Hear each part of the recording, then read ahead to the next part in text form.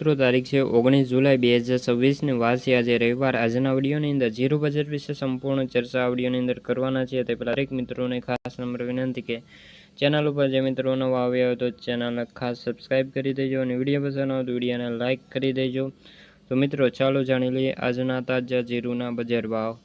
પોરબંદર 3500 થી 3875 રૂપિયા, રાપર 3851 થી 3900, મોરબી 3401 થી લઈને 4015 રૂપિયા, રાજકોટ 3525 થી 4050, કડી 3100 થી 3700, હળવદ 3300 થી 4100 રૂપિયા, જામજોધપુર 3305 થી 4040 રૂપિયા, કાલાવાડ 3450 થી 3850, ભચાઉ 3500 થી 3851,